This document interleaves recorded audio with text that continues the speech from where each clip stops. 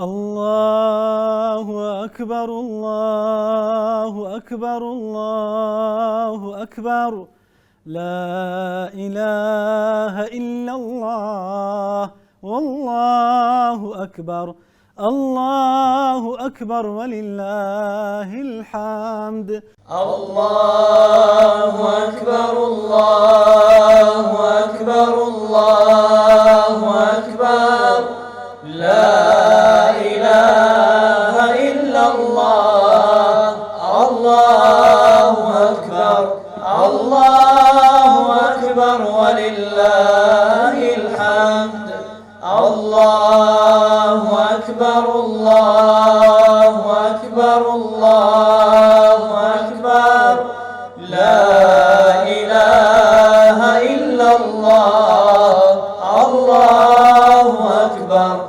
الله أكبر ولله الحمد. الله أكبر كبيرا والحمد لله كثيرا وسبحان الله بكرة وأصيلا. بسم الله الرحمن الرحيم. ذلك ومن يعظم شعائر الله فإنها من تقوى القلوب. بینەرانی عزیز و خۆشەویستی شاشە جوانەکەی کەناڵی ئاسمانی پەیام، سەلام و ڕەحەمات و میهرەبان و بەرەکاتی خوای گەورەتان لەسەر بێ. خۆشحاڵ و شادومانین کە لە بەرنامەیەکی تری جەژنانە با خزمەتی ئێوەی عزیز و خۆشەویست شاد بینەوە. لە دەستپێکە دیسانەوە جەژنە پیرۆزەی خۆمان ئاڕاستەی سەرجەم گەلانی مسلمانان بەگشتەکەین و مسلمانانی کوردستان بە تایبەتی و بە تایبەتی تێر ئەو عزیز و خۆشەویستانی کە بە دیار بەرنامەکەمانەوە دانیشتون، بە تایبەتی تریش ئەو میوانە ئازیزانێکەوە لە خزمەتی ئەوەی عزیز و خۆشەویستە کە بەرنامەیەکی گەرم و گوڕمان بۆ دەسازێنن لە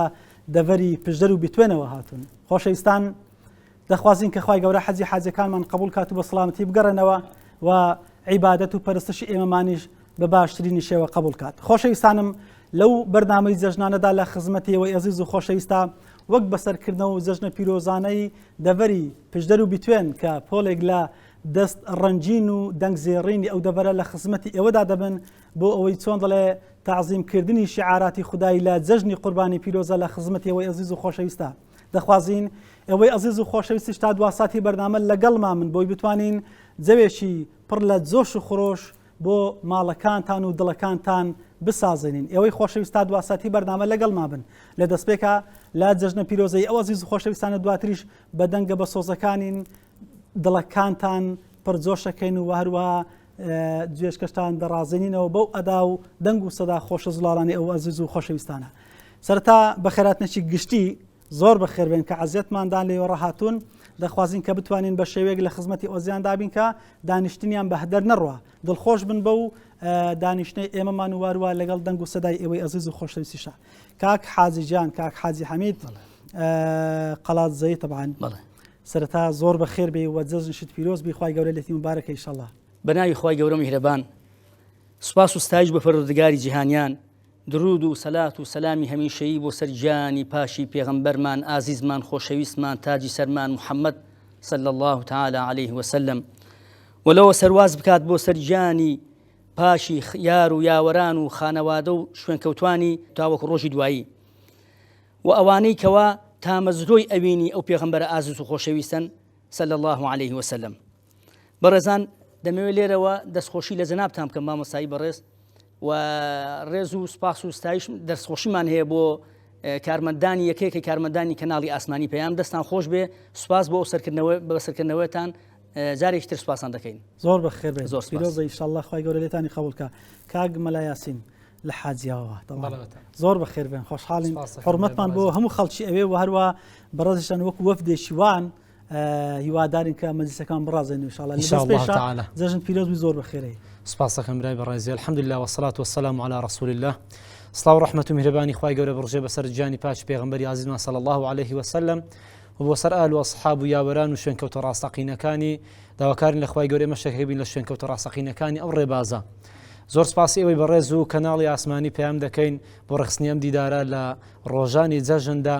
و جەژنە پیرۆزەی خۆمان ئاراستەی گشت مسلمانان دەکەین تاک بە تاشی مسلمانان لە هەر جێکن لەم دنیادا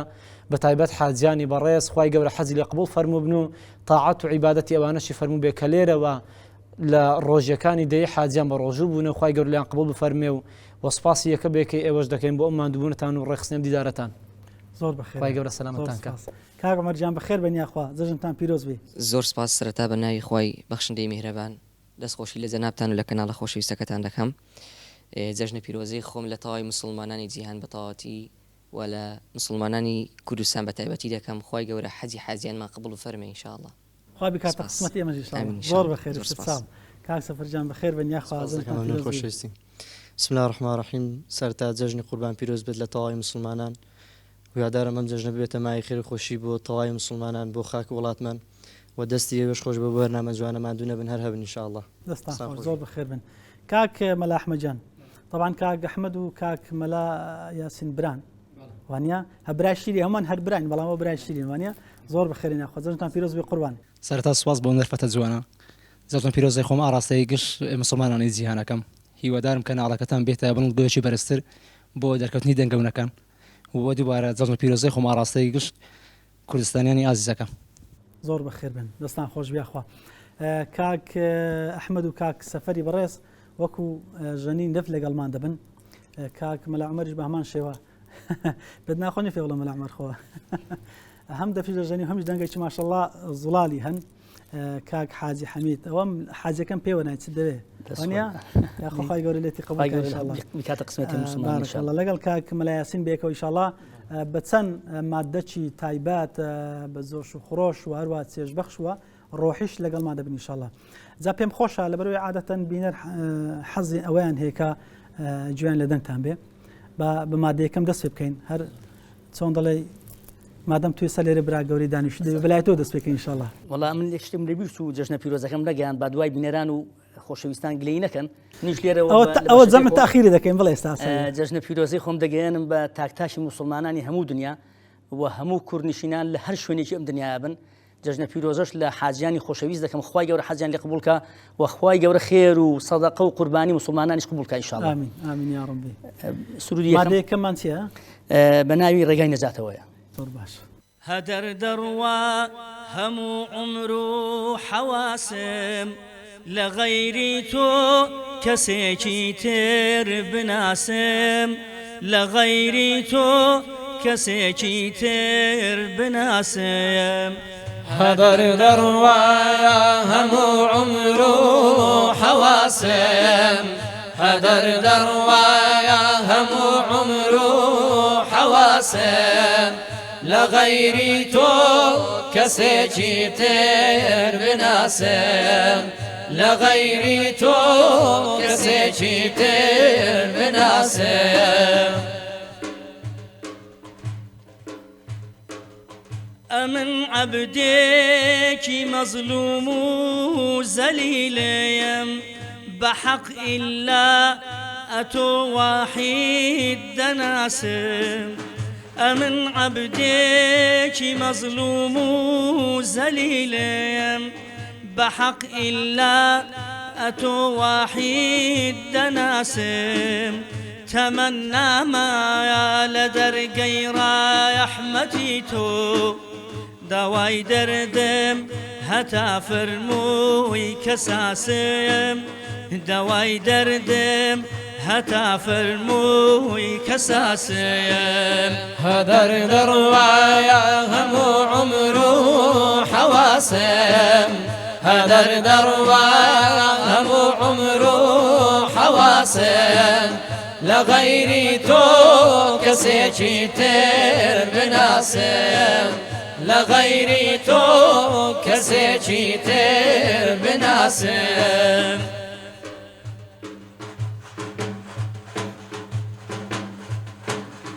وەکو کۆتێر دەناڵم شاو هەتا ڕۆژ قەرارم بۆنی هەر سەرسام و کاسم وەکو کۆتێر دەناڵم شاو هەتا ڕۆژ قەرارم بۆنی هەر سەرسام و کاسم لفكر وحالتي مرقم فشوم برحمي تو نبينا بخلاصم برحمي تو نبينا بخلاصم هدر دروايا همو عمرو حواسم هدر دروايا همو عمرو حواسم لغيري تو كسيجي تر بناسم لغيري تو كسيجي تر بناسم لفكر وحالتي مرقم فشوم لفكر وحالتي مرقم فشوم برحمي تو نبينا بخلاصم تمنى ما يا لدرقي رحمتي تو دواي دردم هتا فرموي كساسم دواي دردم هتا فرموي كساسم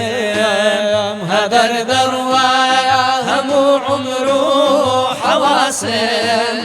هدر دروايا همو عمرو حواسم لغيري تو كسيجي تر بناسم لغيري تو كسيجي تر بناسم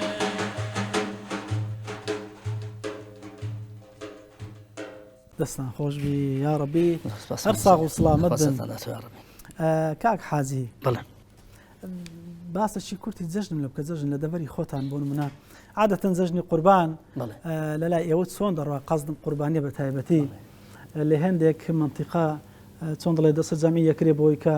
ئاژەڵەکان کۆ دەکەنەوە کە بەیەکەوە سەریان دەبڕن و پاشان گۆشتەکانیش کۆ دەکەن و تەوزیع دەکەن ماڵی وا هەیە حیوانێکی بچووک دێنێ ئێوە هەیە گەورە دێنی بەڵام یەک بەشی بۆ دەڕاتەوە وەکو یەک والله ڕاستە وەڵا قوربان گیان جەژن لای ئێمە الحەمدولillah سوپاس بۆ خوای گەورە تا ئەو کاتە زۆر گەرم و گوڕە حاڵەتە کۆمەڵایەتێکە زۆر گەرم و گوڕە لەخوا بەزیاد بێت سوپاس بۆ خوای گەورە و لە سەرباری ئەوەی کەوا حیوانات و ماڵات ئەو ساڵ لە چاو ساڵانی ڕابردوو گرانترە زۆر بەڵام لەگەڵ ئەوەشدا گەرم و گوڕیەکی زۆر دیارە بە خەڵکەوە هەن پێت وایە ئەو بەرزبوونەوەی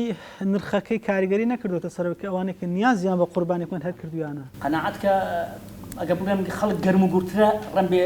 ئەوە نەبێ ینی خەڵک لە چاو ساڵان گەرم و گورترە دە ڕۆژ زیاترە 15 ڕۆژ دەبێت ئاگام لێ خەڵک خەریکی کڕینی حیوانات و لێستاوە خۆی بۆ حازر دەکات ئەوان ئەوە دەبێت سەرش دابنرێ بۆ قوربانیکردنەکەی بەڕێ قەسا بە بەرناکەی وایە ئەرە وەڵا ینی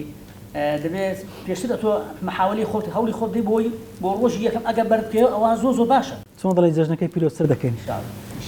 دەی فەرموو لە خزمەتانای جەژنە وزارەوەنیە دەی باش خۆشی بۆ مسلمانان ئەوا جەژن هاتەوە خۆشی بۆ مسلمانان ئەوا جەژن هاتەوە دەنگی الله ئەکبەر دێ لە هەموو لایەوە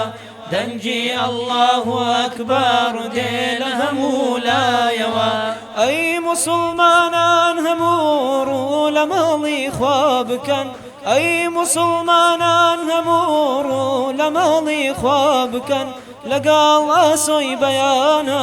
مزگەوێت ئاوەدانکەن لەگەڵ ئاسۆی بەیانە مزگەوێت ئاوەدانکەن خۆشی بۆ مسلمانان ئەوا جەژن هاتەوە خۆشی بۆ مسلمانان ئەوا جەژن هاتەوە دەنگی الله ئەکبەر دێ لە هەموو لایەوە دەنگی الله ئەکبەر دێ لە هەموو لایەوە بڕۆنە میوەنداری یەکتر بە شادمانی بڕۆن بۆ میوەنداری یەکتر بە شادمانی نازی بێ باوکەن ڕاگرن هەموو لا زۆر بە جوانی نازی بێ باوکەن ڕاگرن هەموو لا زۆر بە جوانی خۆشی بۆ مسلمانان ئەوا جەژن هاتەوە خۆشی بۆ مسلمانان ئەوا جەژن هاتەوە دەنگی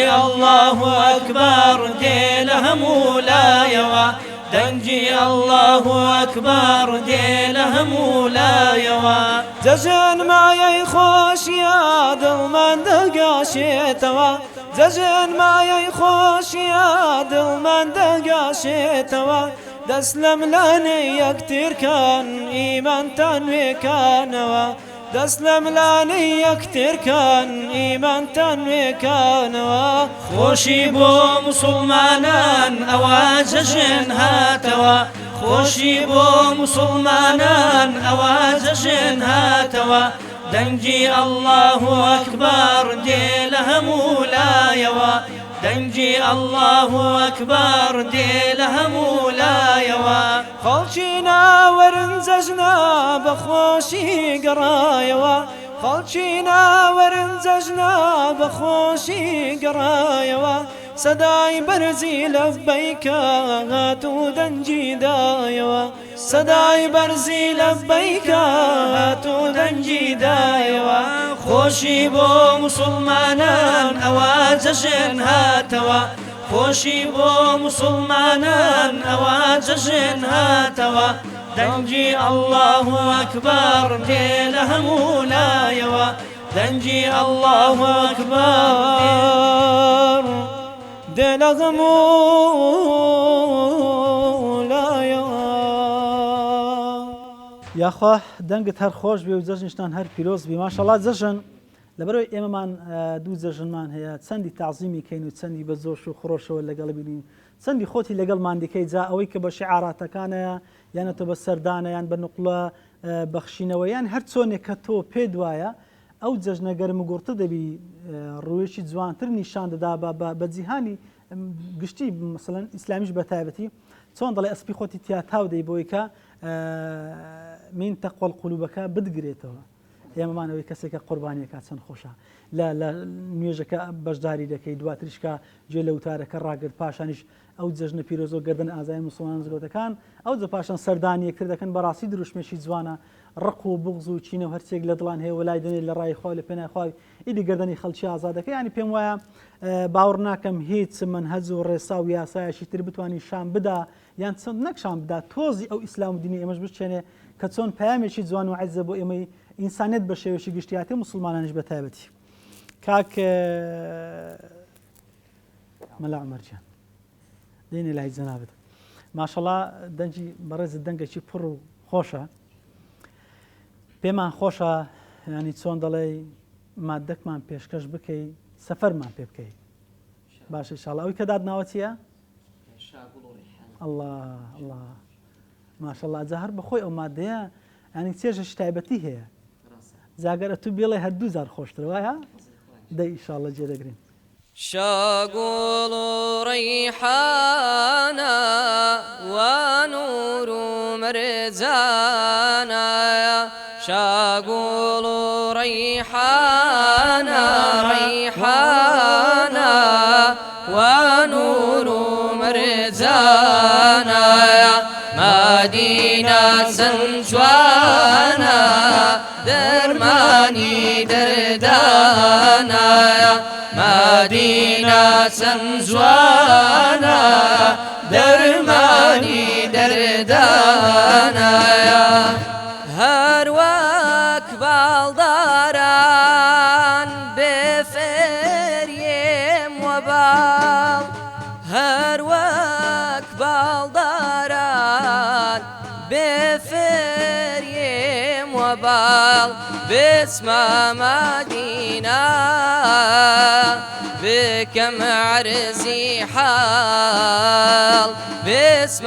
مدينة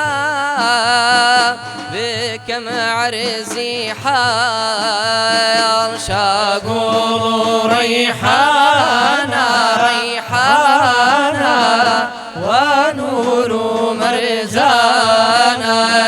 مدينة سنجوانا درماني دردانا مدينة سنجوانا درماني دردانا هرواك حازيان لا دار بيت الله هرواك زيان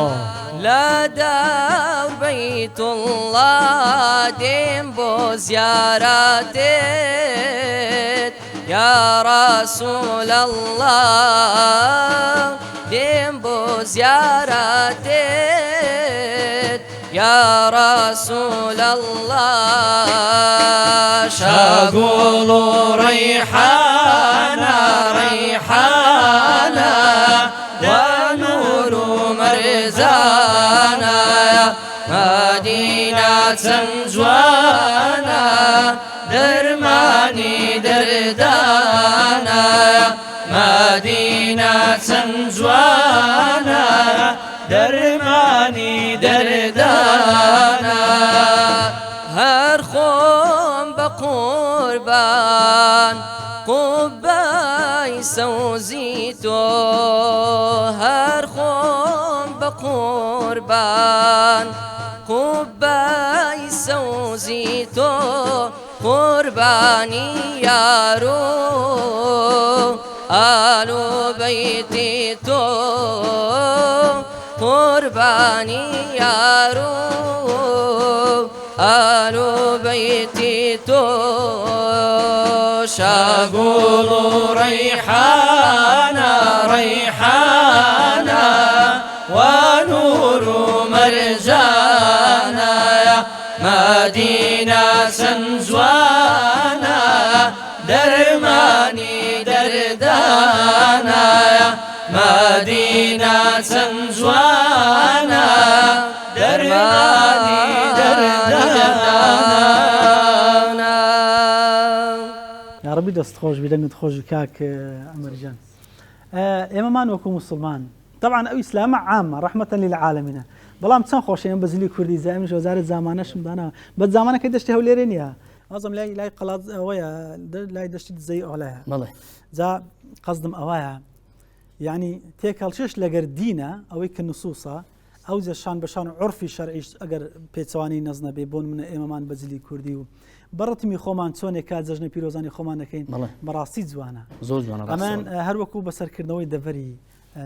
پشدرو بتوين بما خوش بلا خدمتي أو عزيز وخوشويستان دابين يعني تون ضل إيمان كلا شاشي بيام بيروز باي لإيوه دكين راستمان لهر همو عزيزان وخوشويستان مانا لمسلماناني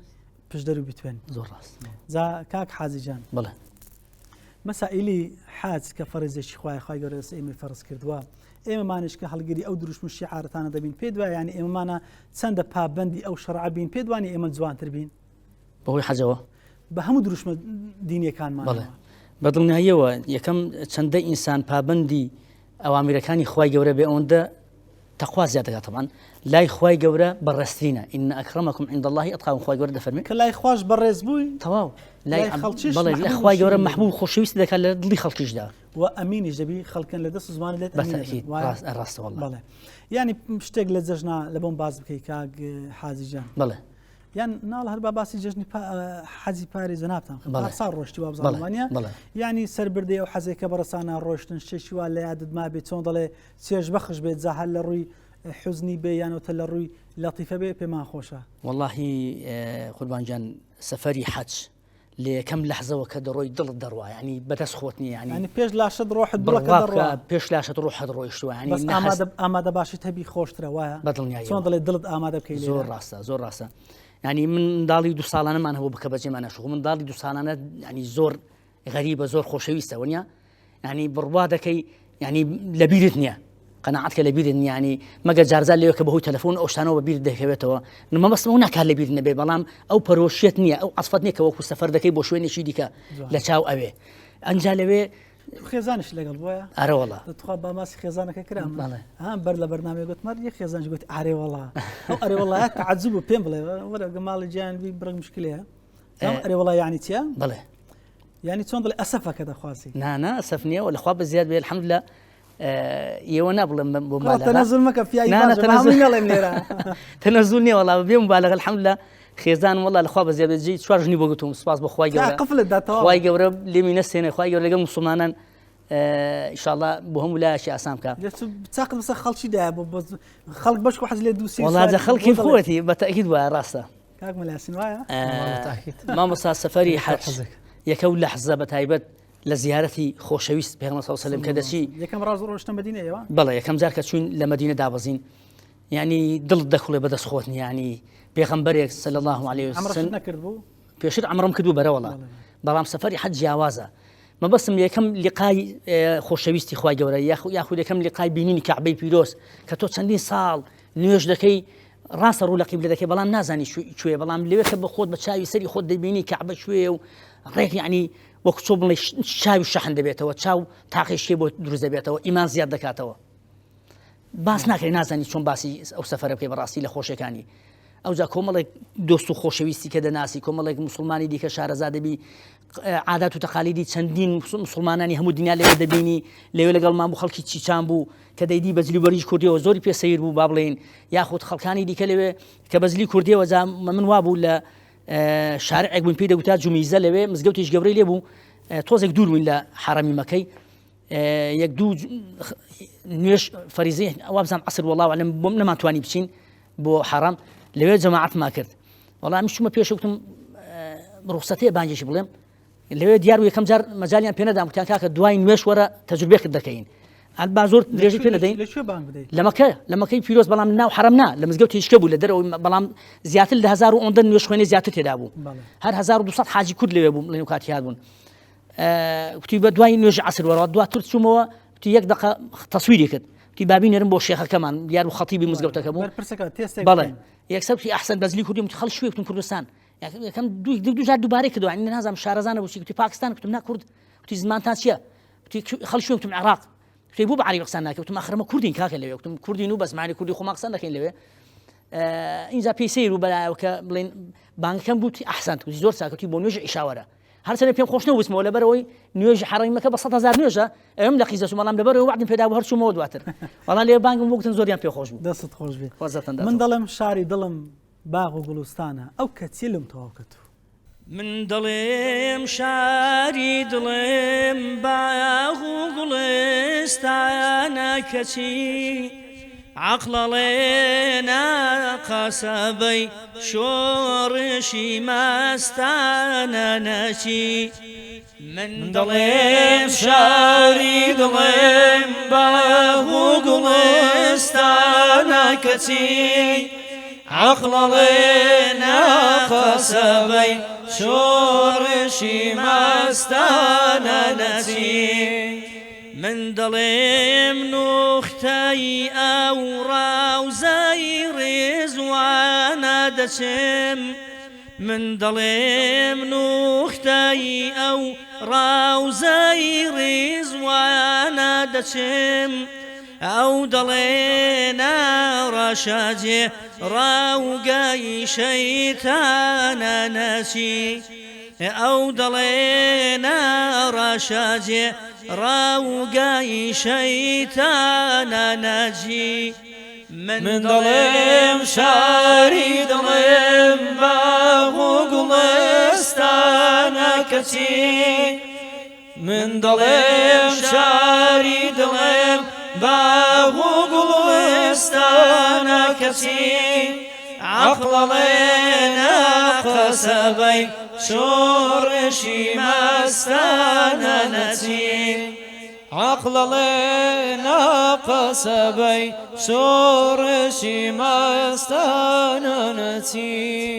من دڵێم مایاسکان و ئارامگەی جایانایانە دەچم من دڵێم مایاسکان و ئارامگەی جایانایانە دەچم ئەو دڵێ سەر بەسەری تێک چووە وێرانە نەچی ئەو دڵێ سەر بەسەری تێک چووە وێرانە نەچی من دڵێم شاری دڵێم باغ و گوڵستانە کەچی من دڵێم شاری دڵێم باغ و گوڵستانە کەچی عەقڵەڵێنە قەسەبەی شۆڕشی مەستانە نەچی عقل لنا كسبي شورشي مهستانتي من ضليم جيقاي هرشيت وجنون عيانا دسم من ضليم جيقاي هرشيت وجنون عيانا دسم او ضلينا زاداي پنجای پریان نچی او دلنا زدای پنجای پریان نچی من دلم شاری دلم باغو گلستان کسی من دلم شاری دلم باغو گلستان کسی عقل لنا قصبي شورشي مستانا نسي عقل لنا قصبي شورشي مستانا نسي من ضليم مركزي أسراري عريفة يا نادتم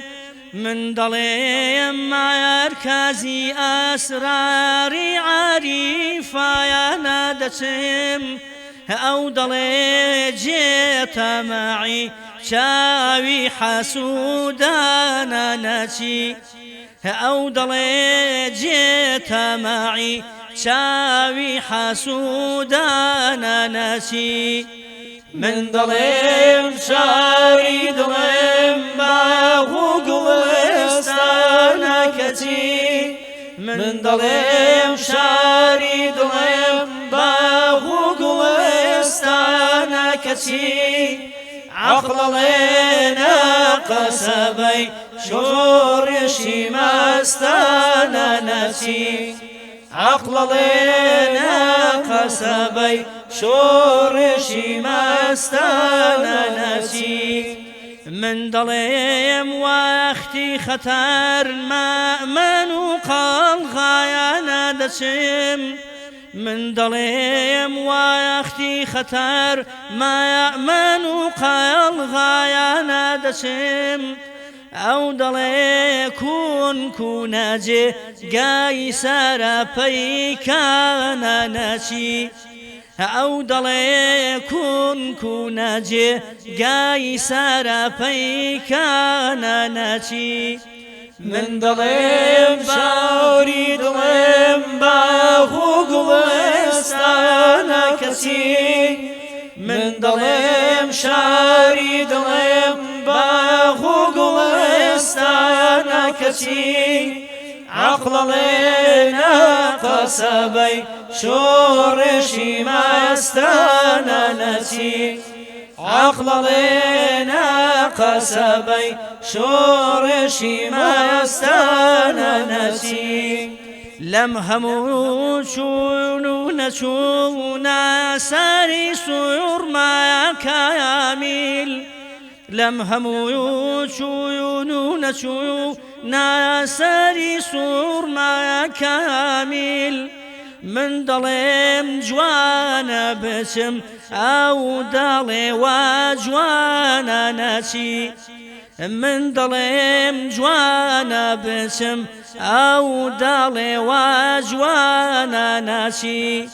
من ضلم شاري ضلم باغو قلستانا كسي من ضلم شاري ضلم باغو قلستانا كسي عقل لنا قصبي شورشي مستانا نتي عقل لنا قصبي شورشي مستانا نتي يا ربي دست خوش بي قلب ساغ يا ربي ببي دفي شيان بلين ببي آلات ذات موسيقى بيان دبي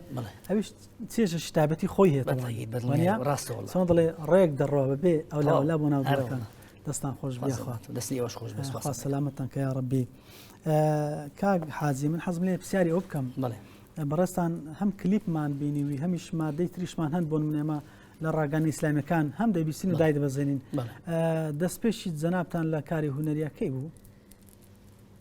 دەستپێکی کاری هوەری مامۆساژیان دەگەڕێتەوە بۆ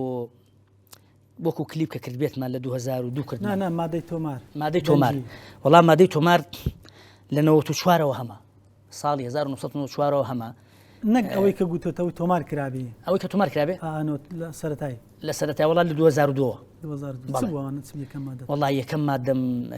یەکەم مادەم شعرێکی مەحویە ئەگەر کۆپلەیەکتان بڵێ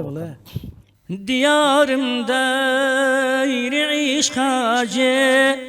بەسووتن بێ لەوێ داگرم کە من مشتێ چڵوچێوم بەچی بم کاڵکی کێداگرم لە ڕووسوری عیبادەت لام و ڕووزەردی خەجاڵەت مام لە ڕووسوری عیبادەت لام و ڕووزەردی خەجاڵەت مام بەناوی سێوی ناوم با غەوان و من بەهێ دەگرم دواتر بەردەوام بووی بەڵێ والله دواتر ئێستاشی تازت نابینین لەبەرچی واللهی قوربانجان کەم هەر بەردەوام بووین بەڵام ئەمە دەمانێت مادە بکرێتە نێو چۆن دەڵێ بازار هەم بەدانک هەم بەڕنگ والله تا ئێستا نەمبووە بەڵام لە بەرنامەدا ئینشاءالله لەو بۆ 2024 سەرەتای 2024 ئینشاءالله وڵای گرفتمان زیاتر دوورەدەستیە ئێمە مامەسا لە قەڵازەی دوورەدەستین منطقێکی سەر حدودیە دوور بووین تا ئێستا لە ستۆدیۆی باش لە عازفی بەتوانە دوور بووین حقیقەت ئێستا لێدا بووە قوربانتان مخوازەتان بەس داوای مادە مەکەنەوەکەیت لە خزمەت دەستان خۆش بێ والله دەڵێ بە حەوانەوە بە خواردن سپاسان دەکەین والله دەستان خۆش بێ ئینشاءالله لە بەرنامەدا هێلا داهاتوێشی نزیکدا کلیپمان لە بەرشا حاجی دەڵێ ماشاءالله و دەنگە خۆشانە ینی گوناحە بە حەدەر بڕاتواتەوە پیر بووی متەمەسسی بوو والله ڕاستە والله گەنج بوومەکە سەر لە عمر منداڵتر و گەوەتر بووم گەسر بووم کە دەستم پێ کردووە بەدیدی دەفەرمووی ئێستا فەرمووە موسپی پەیدا بوو یا ڕەبی دەست خۆش سپاسان دەکەم ئەگەر ئیجازە بفەرموون نابڕێک وەردەگرن دادێمە باشە زۆر باش فەرموون خۆشەویستان لەگەڵمان ببینن ناوڕێکی کورت وەردەگرین و دواتر لەگەڵتانە بەردەوام بین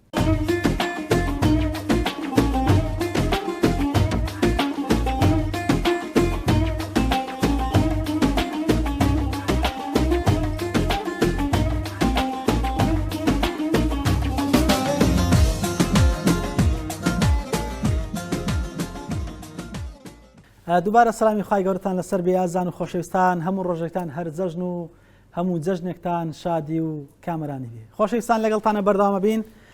لەو مەجلیسە پڕ لە جۆش و خۆشە وایە لە خزمەتی ئەو جارە کاک مەلا یاسین جان لە باغان ئاهوو ناڵین دێ وانە دابزانین ئەو ئاهوو ناڵین چە لە باخان دێ ئینشاڵڵە بێکەوە ئێمە جێت بۆ شلەکەین و تش بەدەنگە بە سۆزەکە لەوان بچڕە ئینشاڵڵە لباغان آهنالين دلن ساينه غولان روي لباغان آهنالين دلن ساينه غولان روي لمي خانا سداي شنده دلن پیری مغان روی بالا گردانی چاوه بیم و کستیری گالا ویجم بالا گردانی چاوه بیم و کستیری گالا ویجم دم عیسى دم لقمان دم صفاكي خوين رجا دم عيسى دم لقمان دم صفاكي خوين رجا لبرتاوي ديان بينيم ديان تاريخ بونا مزاني لبرتاوي ديان بينيم ديان تاريخ بونا مزاني ننوري تا وكانمتو نخرشيدي ديهن روي بالا گرداني تاود بيم وكستيري قالا ريجا بالا گردانی چاور بم وەکەستێرەی گالە بێژە دەمێ عیسا دەمێ لوقمان دەمێ سەفاکی خوێن ڕێژە دەمێ عیسا دەمێ لوقمان دەمێ سەفاکی خوێن ڕێژە مەڵێن بولبول مەناڵێنە کەوا گوڵگوڵشانی چڵکێن مەڵێن بولبول مەناڵێنە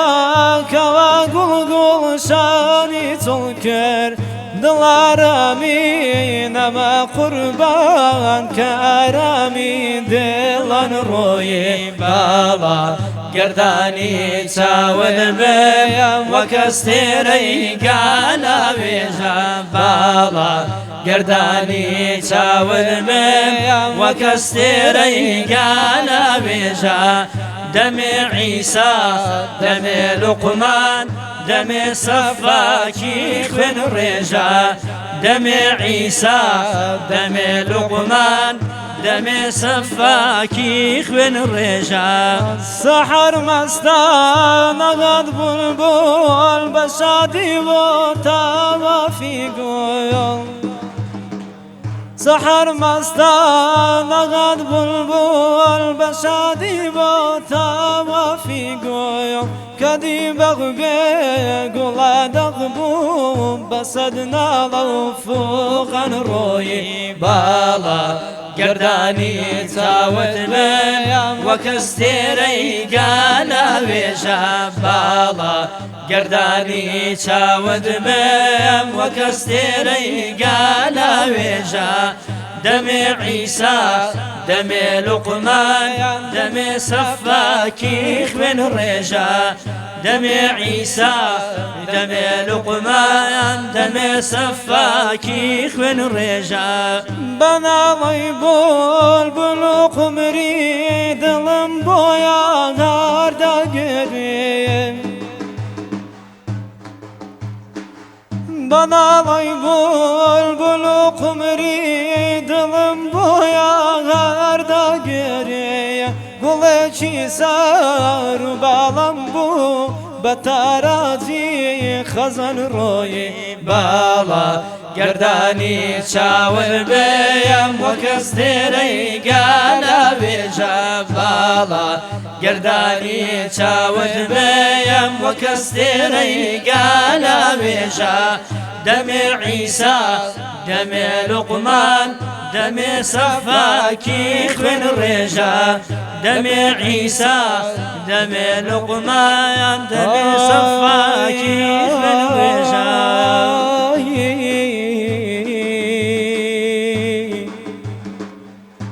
هەر کەسێ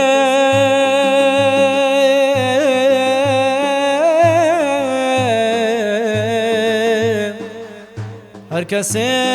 دەیەوێ ببینێ ڕێی نەجات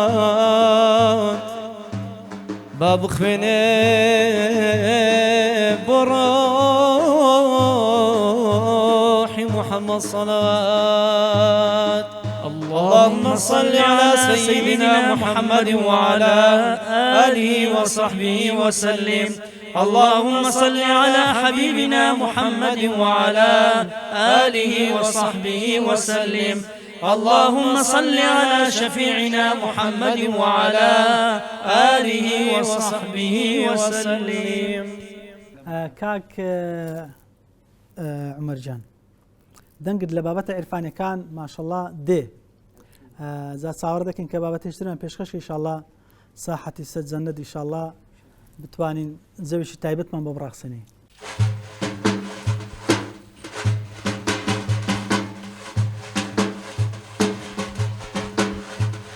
صاحتي سجنات داشتي عربستانات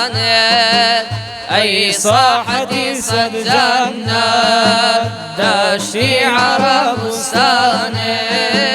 نايدم بهزار قوشان ياك خارم وغيلانات نايدم بهزار قوشان يا خارم وغيلانات ولا نعمانه دغدار دل وزرقم بولا لي نعمانه دغدار دل وزرقم دغدار دل وزرقم بولا لي نعمانه دغدار دل وزرقم بولا لي نعمانه أي صاحتي صد جنات داشتي عربستاني أي صاحتي صد جنات داشتي عربستاني نايدم بغزر گلشن یک خاری مغیلانه نايدم بغزر گلشن یک خاری مغیلانه برتوي رخساره تاريك دلي حربان ببرتوي رخساره تاريك دلي حربان بمزر يا بنوينا خورشيدي درخشانه بمزر يا بنوينا خورشيدي درخشانه أي صاحتي صد جنات داشتي عربستاني أي صاحتي صد جنات داشتي عربستاني نايدم بغزر گوشن یک خاری مغیلانه نايدم بغزر گوشن یک خاری مغیلانه محرابي دل وزانا هزيد سي إيمانا محرابي دل وزانا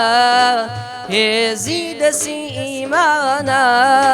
عصاي خطيبانا شمشيري خراسان عصاي خطيبانا شمشيري خراسان أي صاحتي صد جنات داشتي عربستاني أي صاحتي صد جنات داشتي عربستاني نايدم بغزر گوشن یک خاری مغیلانه نايدم بغزر گوشن یک خاری مغیلانه یا ڕەبی دەست خۆش بێ دەنگەر بمینێ آخر مادەی توی دەکەمە تایتڵی کۆتایی بەرنامە ئینشاڵڵا باشە کاگوان ئەمەریان دەست خۆش بێ یا ڕەبی مامۆستا حاجی بەڵێ گیان والله حق شتك من الحساب كنت مكرد حاجي هر بحمل قلازي روشتي واني ها زدت والله جا تازه والياتوا اوا لدكانك دانش من خزم بدكانك ماركت شي قوربو يكش تازه لحزات بو جاهلي مزقوتي خوما بابا بله او بانه بتغيبت هات باس قرزي هبو ديار بو اوني كروج بحزي بله قلت هذا قايمه كدر بيني وزرابو فلان كز هر بتزدي او بخوم ليو مرا دكان داركش خزمي ابو قلتي اوي لا بنا حاجك اللي بيش داني هر بتزدي هذا بياش زور باش يعني وانا اخوانا خاصه بس حاجه وزيات اري والله قلتي حاجه زب بيكنيج نهر بتزدي بله بله اتجوا حاجه زياد كردوش تكمل حساب كنت ان شاء الله والله لا خدمه ان شاء الله ودفتري قرزيني ليش انا والله اني بس دفتري خرزمي كدكانم هبو استاج 12 مليون تداما وخرز دار عليك بلا عشيده اتما مستاشي بله ما شاء الله مواصفات الزوره هم هنرمندي هم الحمد لله حازي مرم بانخوازي شو زاني يعني فضلي خويا بس هاتك ما مستعتي بي له هنري بي لا هرتيك به بله والله بس هات زوره ايش لو انا بخم ما مصاي الف بي بول يكم او زحمه اخويا بزحمه ترى والله كم ما مصاي اخوي يبدا ده بالصبر اشتبه ها ارب خاصه وتحمل شي زوري دبي بس لاساده يا ريدري بريوبر معاون من المكتب بس زياده لدى صابو يعني صال الف بي بول يكم كتوا ايش لو صار انا بابلين روجي شان ليش لقطابي كان لبوليك دغريا هات عاده بوليك زور وابسته ما مصاي كرديانوا هم دب حكمي هو كونتاكت يعني هم روج دو درسي هي بالله هم روج ما مصاد درسي هي لبي يعني زور زار بروابك تەلەبە عادەتەن مرشیدیش دەبێت چۆن بڵێ بەڵێ ڕابری پۆلیسە بەڵێ تەلەبە ئەنی ئەوەندە کۆنتاکت لەگەڵی هەبووە لە پۆلدا جاری وتی بابە ئەو زەوتی مامەسانی بە بابە بانجی کردی زۆر جار وها بۆ قوتابی باوکی بەڵێ معنەوی ڕۆژیانیش لە قوتابیەکان کە قوتابیشی عەقڵ و ژیر ئەوەش بوو ژیر بوو بەس فەقیر بوو هێشێک لە قوتابیەکانی کە لێیدا بوو لە کاتی فرسەشدا بوو لە جەڕەسدا بوو ئەم لە ژوور بوو هات مامە سەحەمی دەگریا بەگرانەوە بانجی کردم وتم چێ بابە بۆ دەگری وەرە دەستی گرتم بردمیکردنە قوتابی کە لێیدا بوو بەگریان وتی وەڵام مامەسا قوتابی لێیداوم جاگە پیاوی لێ دەدەیەوە تۆش زاکتم دەبێ پیاوەتی خۆم بۆ بسەلمێنم وەڵا لە تەنیشی تۆزێک سەر و گوێم بادا وتم بۆ ناکرێ بۆ بسەلمێنم یاخوا دەست خۆش ژیانێکی خۆشە ژیانی گەرم ئەرە وەڵا مادام باسی مەکتەبت کرد بەڵێ مادەی کوردستانیشمان لەبە بڵێ مادام کوردستانی بەسوانیا زۆر باش دەیماشل کردی ئینشاڵڵا دەڵێ کوردستانە مادەکە دەڵێسی بەڵێ کوردستانم بەڵێ هەر بەناوی کوردستانەوە هێز و برستی ژیانم وردەکاری هۆشومانم هێز و برستی ژیانم وردەکاری هۆشومانم پەروەردەی پاکی قورئانم ئامینی دەست و زمانم ئامینی دەست و زمانم پەیامەکەم پەیمانەکەم مایەی خۆشی ژیانەکەم پەیامەکەم پەیمانەکەم مایەی خۆشی ژیانەکەم درێندەکان مەیسووتێنن کاروانەکەم مپسڕێنن درێندەکان مەیسووتێنن کاروانەکەم مپسڕێنن هێز و بێڕێستی ژیانم وردەکاری هۆشومانم هێز و بێڕێستی ژیانم وردەکاری هۆشومانم پەروەردەی پاکی قورئانم ئامینی دەست و زمانم ئامینی دەست و زمانم کۆمەڵگای هەردوو شاخانم پاڵناری وێزەی بزوانم کۆمەڵگای هەردوو شاخانم پاڵناری وێزەی بزوانم کانیاوی شیرین و جوانم داروباردی کوردستانم داروباردی کوردستانم لادێکانم شارەکانم جێنە زرگای شێرەکانم لادێکانم شارەکانم جێنە زرگای شێرەکانم درێندەکان مەیسووتێنن کاروانەکەم مپسڕێنن درێندەکان مەیسووتێنن کاروانەکەم مپسڕێنن هێز و بێڕێستی ژیانم وردەکاری هۆشومانم هێز و بێڕێستی ژیانم وردەکاری هۆشومانم پەروەردەی پاکی قورئانم ئامینی دەست و زمانم ئامینی دەست و زمانم دەشتی پڕپیت و کێوانم لانەی گشت باو باپیرانم دەشتی پڕپیت و کێوانم لانەی گشت باو باپیرانم ناوەی ساڵاح و پیرانم چەند سەعیدی بێنیشانم چەند سەعیدی بێنیشانم کوردستانم نیشتیمانم ئاوەدانی ئەمانم کوردستانم نیشتیمانم ئاوەدانی ئەمانم درێندەکان مەیسووتێنن کاروانەکەم مپسڕێنن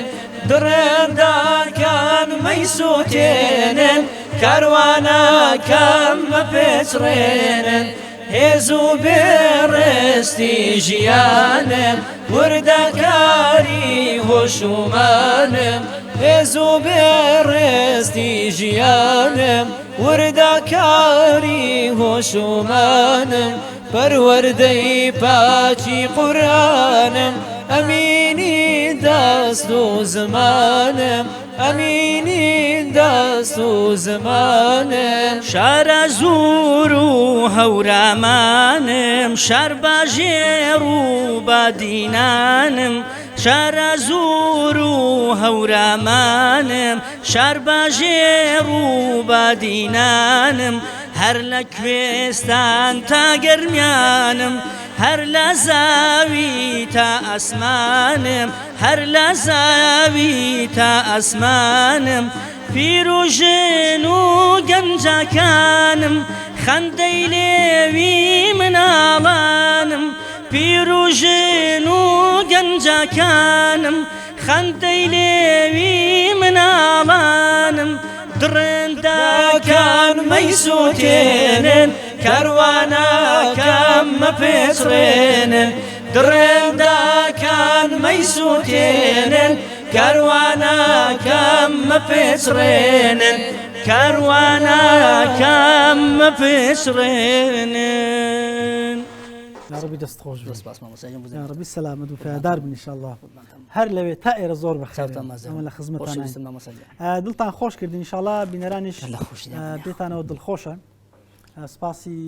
هاتن و هەروە ماندبوونیشانەکەین دەستان خۆش بیاڕەبی کاک مەلا یاسین جان لە جەژنا بۆن منەوەی کە تۆ زۆر دڵت پێخۆشە چییە؟ والله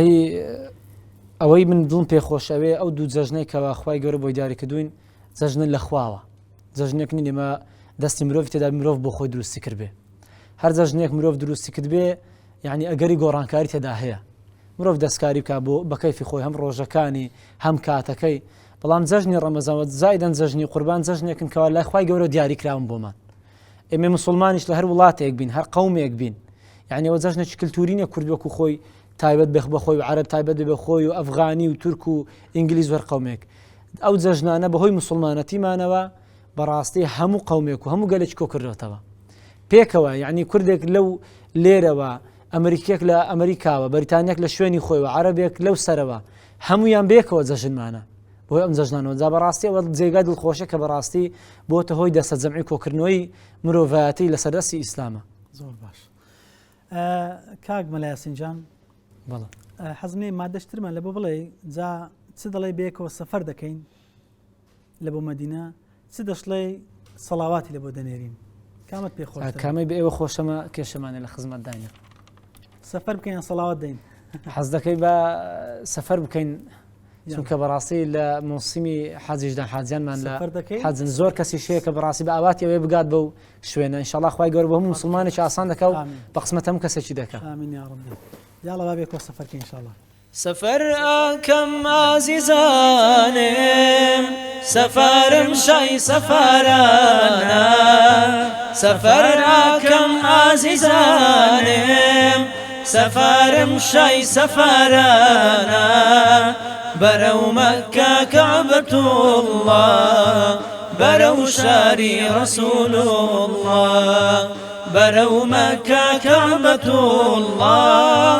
بەرەو شاری ڕەسوول الله سەفەر ئەکەم سەفەر ئەکەم سەفەر ئەکەم تا لە تاوان دەرونی خۆم پاکەمەوە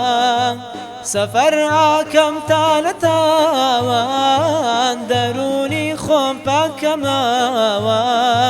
بچمە ڕەوضاتر بگێریم بەڵێنم تازەکەمەوە بچمە ڕەوضاتر بگێریم بەڵێنم تازەکەمەوە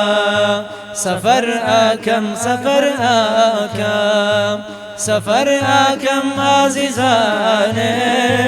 سەفەرم شای سەفەرانە سەفەر ئەکەم ئازیزانم سەفەرم شای سەفەرانە بەرەو مەککە کەعبەتوڵڵاه بەرەو شاری ڕەسوول الله بەرەو مەککە کەعبەتوڵڵاه بەرەو شاری ڕەسوول الله سفر آكم سفر آكم سفر آكم تا توافي كعبي رونا چتاوان كم سفر آكم تا توافي كعبي رونا چتاوان كم برو باقي عرب واستم يادي مرجيها والله أنكم برو باقي عرب واستم يادي مرجيها والله أنكم سفر آكم سفر آكم سفر آكم عزيزانم سفرم شي سفرانا سفر آكم عزيزانم سفرم شي سفرانا برو مكة كعبة الله برو شاري رسول الله برو مكة كعبة الله برو شاري رسول الله سفر آكم سفر آكم سفر آكم بو شاري اقرأي لنا زبوا سفر آكم بو شاري اقرأي لنا زبوا دات مزيارات يوشارش طالع البدر وتوا دات مزيارات يوشارش طالع البدر وتوا سفر آكم سفر آكم سفر آكم عزيزانم سفرم شي سفرانا سفر آكم عزيزانم سفرم شي سفرانا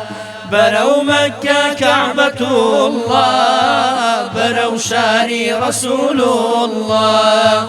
برو مكة كعبة الله برو شاري رسول الله سفر آكم سفر آكم دبيج وك من ضل شاد بي أي خدايا لم دنيايا دبيج وك من ضل شاد بي أي خدايا لم دنيايا كان يزيد زيارتي كعبة رسول الله لا ضايا كان يزيد زيارتي كعبة رسول الله لا ضايا سفر آكم سفر آكم سفر آكم عزيزانم سفرم شي سفرانا سفر آكم عزيزانم سفرم شي سفرانا برو مكة كعبة الله برو شاري رسول الله برو مكة كعبة الله برو شاري رسول الله يا ربي خوابك بقسمتي أرهمان بتابتي أوانيك سون ضلي حزيان بيتي قسمتي أو سفر هم بعمر شو همش بحزي إن شاء الله آمين إن شاء الله هاك حزي بخور رشتو والله إن شاء الله دبين إن شاء الله دسمو إن شاء الله دسمو زاري بام بروين خو عفت كاس درو بس بيكو دسين إن شاء الله باش بيكو هر خوي بقرداقة داري بردرا بام بروين زا كاك زوهر بحقت حزن ابن نقطيك لسر أو مسألة باز بكم مسألة تشون بو حج وعمرة خلق شي زور هي أواني قليدة كان طبعا زور زار بيستو معنا دو عبادة بيقدي براورده كان دين دلان كاكا و باري لا حج وعمرة ددي ورا بيدا فقيرك بيدا كريتك يعني بيدا اشتشكا وهربو كان عبادته هم يارمتي دانو دزقرتني هجاران هم كرني حج وعمرة هربو كان عبادته خوي اگر او هموشت افضل يد با وهر بات افضل توي بس الاودم هر خوي جوره الامزانات را او كاتي حج وعمرة هردان دنا دو كاكرت باركات دستان بيدنا بيدن با فقير كان بلام لوتي دنيا هي ولوتي او بيامي اسلام بما قويشتوا فقير هرهبو دولمن هرهبوا وتقسيمات خوي جوري وخوي جوره دايناوا دو دولمن دي شبه فقير شبه خو اگر فقير نبي شي او بناء دروسكا وشي بيتكريكا هەموو سەردەمێکە بەوە هەر دینی ئیسلامی شەهات و دەڵێت یارمەتی هەژارم دەن هەر دینی ئیسلام هاتووە زەکاتی کردوتە یەک لە ڕوکنەکانی ئیسلام کە فەرزی کردو یارمەتی مسلمانان دە حەقی مسلمانە بە حەقی تۆی نازانێ هەر ئیسلام هاتووە قوربانیکردنی بۆ داناوی کە بێدەوێت گۆشتەکەی بەسەر فەقیر و هەژاران دەتەوزیعکرێت بەڵێ بەڵام ئەو کەسانی ئەو گلیانە دەکەن لەگەڵ ڕێز و حرمەتم داعانێ ئەو کەسانن کە بۆ خۆیان دەستی ئەوانە کاسان یارمەتی هەژاران بدەن بەڵام دێن یەخەی مسلمانان دەگرن وڵاتەوە عمرەمەکە بەڵام یارمەتی هەژاران ئەوە یارمەتی هەژاراندا هەر ئەوانن کە عمرە دەکەن و حەز دەکەن و دێن یارمەتی هەژارانیش دەن بۆیە بەڕاستی پێم خۆشە لەم شاشە جوانە ئێوە ئەو پەیامە بۆ هەموو خەڵکی بگەێنم ئەو خەڵکێک کە بەڕاستی سادە و ساکارە و لێ حاڵی نەبووە نەکەونە ژێرباری ئەو قسانە نەکەونە ژێر ئەو باری ئەو عەتفە کە دەڵێن وەرە یارمەتی هەژار بدە عمرەمەکە هەردووچیان بەجێ خۆن هەرچیان عیبادەتن ئەوەی کە لە خێرکردن بێ دەتوانێت عمرە و حەجیش بکات و یارمەتی هەژارانیش بدە دەستت خۆش جوان گەورم لە سەلامەتکە سەلامەتکە ئەمە لە کۆتایی بەرنامە نزیک دەبمەوە دەمەوێت جەولەشی جەژنە پیرۆزە بکەینەوە ئەگەر شتێک لە دڵتان ما بێ وەکو جەژنە پیرۆزەمە لە خزمەتان دەبین کاک حاجی حەمید قەڵازەیی زۆر بەخێر بێ دەستت خۆش بێ عەزێتماندان ئەلێەوە تا ئێرە ڕێز و حرمەتان سەرسەر و سەرچاوان خوای گەورە بۆمانتان بێڵێ ئینشاءڵڵا سیلە و پەیوەندیمان زیاتری شەبێ هەر احتیاجی پێویستەکەت بوو بۆی کە ئێمە لە هەولێر مەبەستم ئەداکردنی تۆمارکردن سوورد و شتووە ئێمە لە خزمەت دەبین ئینشاءڵڵا هەر چۆنێک ئیدی دەرفەت بوو ئەمە ئامادە باشی ئامادە ئینشاءڵڵا گەورە پاداشتانداتەوە لە کۆتاییدا ئارە وڵات جەژن پیرۆز بیدەڵم لە کۆتاییدا ئێمە جارێکی تر جەژنە پیرۆزە لە بەڕێستان لەو برا بەڕێزانەی پشتی کامێرا دەستخۆشیان لێ دەکەین بەڕاستی ماندوون خوای گەورە پاداشی یەکێکی کارمەندانی ئەو کەناڵە پیرۆزە جوانە بداتەوە و جەژنە پیرۆزەمان دەگەێنین بە تەواوی مسلمانان و هەموو حاجیان لەخوا دەپاڕێنەوە ئەم جەژنەمان بۆ بکاتە جەژنی خۆشی و شادی و کامەرانی و جەژنی ڕزگاربوومان لە نەهامەتەکانی ژیان ڕزگاربوومان لە هەموو ناخۆشیەکانی ژیان جارێکی در پیرۆزبایی لە هەموو مسلمانانی جیان دەکەین زۆر بخێر دەستان خۆش بێ حاجیان زۆر سپاسان دەکەین کاک مەلایاسین جان دووبارە جەژن پیرۆز دەستی مادەبوو دەکەین ئەو دەنگە هەر ببینین ئینشاءڵڵا سپاسی ئامادەبوون دەکەین جەژن پیرۆز بێ جەژن لێەوە لە هەموو مسلمانانیش پیرۆز بێ لە کۆتاییدا سوپاس و پێزانیمان بۆی بەڕێز هەیە بۆ برایانی پشت کامێرا کە بەڕاستی پێمانەوە ماندوو بوون خوای گەورە سەلامەتیان کات داواکارین لە خوای گەورە ئەو جەژنە بکاتە مای خێر و خۆشی بۆ هەموو مسلمانانی جیهان و بە تایبەتی مسلمانانی کوردستان داواکارین لە خوای گەورە کە بێتە مای شیفا بۆ هەموو ئەو نەخۆشانە کە ئێستا داوای شیفا دەکەن داوای دوعای بەخێر دەکەن لە مسلمان کە بەڕاستی دوعای مسلمان بۆ مسلمان وەک لە حەدیث پێغەمبەر صلی الله علیه وسلم قبولە چونکە پێغەمبەر صلی الله علیه وسلم دەفەرموێ بەڵێ دعوة المرء المسلم لأخيه بظاهر الغيب مستجابة وڵام دراوەتەوە لای خوای گەورە هەر کەسێک دوعا بۆ برایەکی مسلمان بکات زامەش بپارن و بۆ هەموو ئەو نەخۆشانێکەوە ئێستا نەخۆشن لە تا ئازار دەناڵن خوای گەورە بۆ خاتری ئەو جەژنە شفای بەخێریان بۆ بنێری و دڵی کەس و کار و خۆشیان ڕووناک بکەوە دەستت خۆش بێت زۆر سلامەتان خوای گەورە قبول کە ئینشاءڵڵا ئامین یا ڕەبی کاک عومەر محەممەد جان دەستت خۆش بێت دووبارە جەژنت پیرۆز بی و ئینشاءڵڵا دەرەجەی باشش دێنی خێریان بۆ بکەین باو دوعاش لە بۆ بکەین وانیا بۆ هەردووچان کاک سەفەریش سەفەر و کاک عومەر جان پۆلی 6 ساڵە 12 دەستان خۆش بێ سەرکەوتوو بن ئینشاءڵڵا دەستی جەنابیشت خۆش بێ دەستی هەموو ئەو برانێ پشت کامێرا و دەستی کەناڵە جوانەکەتان جەژنە پیرۆزی خۆم ئاراستەی تۆ دووبارە و ئاراستەی ئەو برایانە و ئاراستی کەناڵە پیرۆزەکەتان و هەموو مسلمانانی جیهان دەکەم خوای گەورە جەژنی هەموو لایەک ئینشاءڵڵا بکا بە مای خێر و خۆشی و داوای لێبوونیش دەکەم ئەوڕۆ وەک پێویست نەبووم کەمێک قورگم ناتەواو بوو زۆر باش دەستت خۆش بەرهەمەکان وەک پێویست نەبوو من داوای لێبوون دەکەم ئینشاءڵڵا خوا لێمان سەرکەوتوو یا ڕەبی و دەرەجەشی بەدڵی خۆت ئینشاءڵڵا چۆن خێری تیا ئاوە زۆر بەخێر بێ کاک سەفەری دەنجەنی بەتوانە دەستت خۆش بی دووبارە جەژن پیرۆز بیا دووبارە جەژنتان پیرۆز بێت و هەر لە جەژن و خۆشیدا بن و دەستیان برانی پشکایمەرە خۆش بێت دەستی جەنابیش خۆش بێ بەڕاستی هەموودان ماندوو بوون پێمانەوە خوای گەورە سەرکەوتتان کات و بتانێت بۆ کەناڵە جوانە و خزمەتکەن بە دین و ئیسلام و کوردستان بە تایبەتی و مسلمانە قوربانی دەست خۆش بێ خۆ کاک ئەحمەدی گوڵ حاجیا و لەگەڵ قەڵازێ بینیان زۆرە مەسافەیەکی زۆریان نیە بەس تۆزە تەقریباً 40 دقیقە نیم ساعت زەواجت کردووە وانە بەڵێ زەواجت کردووە ناوەڵە زەواجم نکردووە چ دەڵێ ئێجا دووبارە جەژنە پیرۆزەی خۆم دووبارە جەژنە پیرۆزەی خۆم ئاراستەی گشت مسلمانانی جیهان دەکەم ئینشاءڵڵا ئەوەی لەو جەژنەکە قوربانی کردووە خوددا بۆی قبول کات ئەوەی کە تواناشی نییە گوناه و تاوان و معسیەت لە ناخیدا بکاتە قوربانی کە لە دەسەڵاتی دانیە و دەستی ئەو برایانەی پشت کامێرا خۆش بێت ئینشاءڵڵا ئەم کەناڵەتان هەر دەبێتە سیمبڵێک بۆ کەسانێکەوە دەنجیان ناکات بە بڵندگویەکان زۆر سپاس بۆ بەڕێستان دەستان خۆش بیا ڕەبی سپاسان دەکەین زۆر زار هونەرمەند گازاندەی ئەوە دەکات لە ڕاگەانە ئیسلامیەکان چۆن دەڵێ بەسەر ناکرێنەوە کۆمەک ناکرێن و بابەتانە ئێمە یەک لە ئامانج و هەدەفەکانمان ئەوە بووکە ئازیزانی پشدەر و بیتوێن چۆن دڵێ هەم بەسەرکردنەوەک هەم نیشاندانێک هەم دەنگ و سەدایان بگەینێت بە ئازیزان و خۆشەویستان و جەماوەرەکانی خۆیان جا ئەگەر کەم و کوڕەش هەیە مەداوا لێبوردنەکەین وەک شاشەی پەیام لە خزمەتانانی هەموو هونەرمەندان بە شێوەیەکی گشتی بەڵام ئەوەندەی کە دەرفەت بێ بینابین بە سەریانەکەین ئینشاءالله خۆش بێ دەستان دیارە وڵە دەستان خۆش زۆر بەخێر بێن حڕمەتانی عەزیزماندان کاگە عومەرجانە من کۆتایی پێ دەرمون لەگەڵ ئەو سوورەی بەڕێسانەکە الصبح و بادەوانیە دێنە کۆتایی ئینشاءالله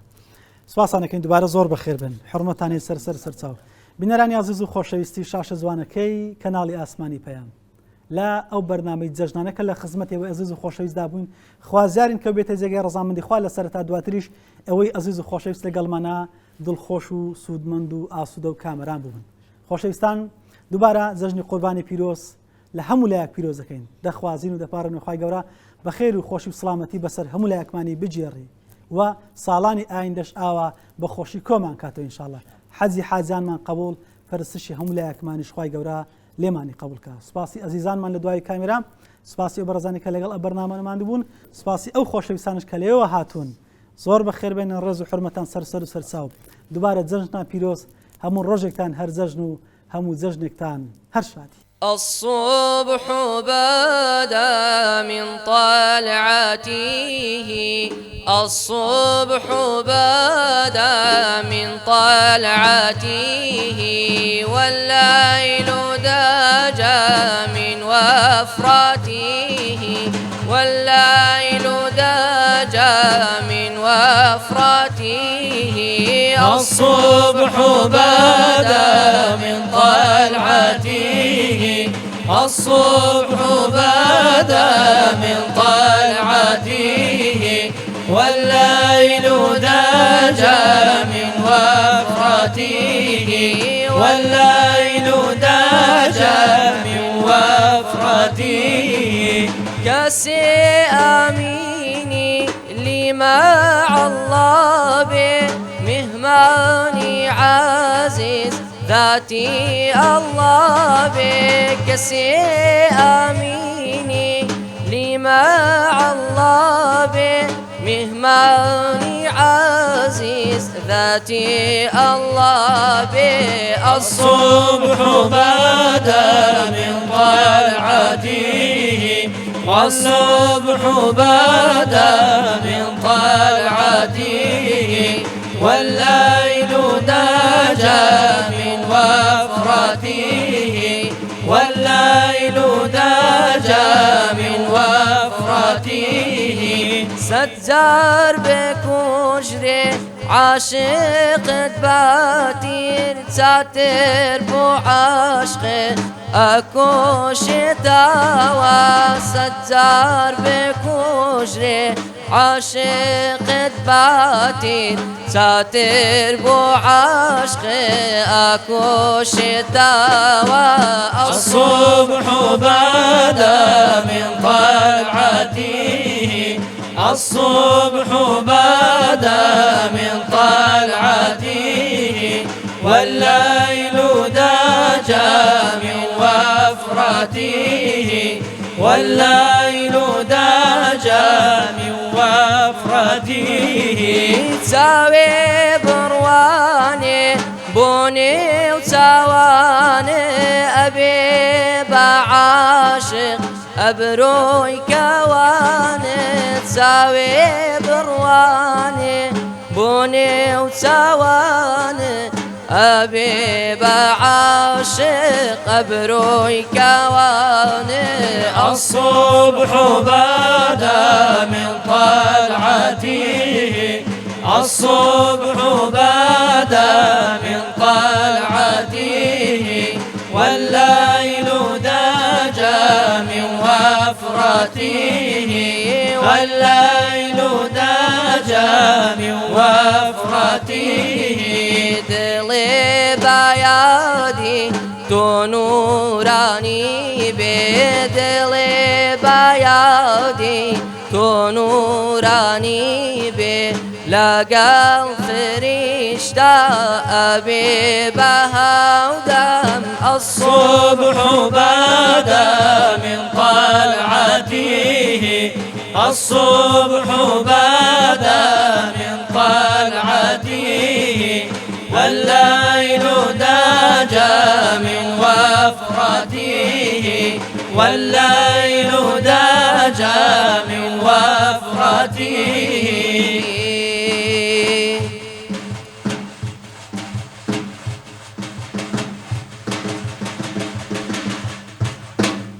اللهم صل على سيدنا محمد وعلى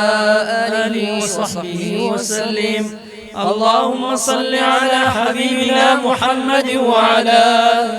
آله وصحبه وسلم. اللهم صل على شفيعنا محمد وعلى آله وصحبه وسلم.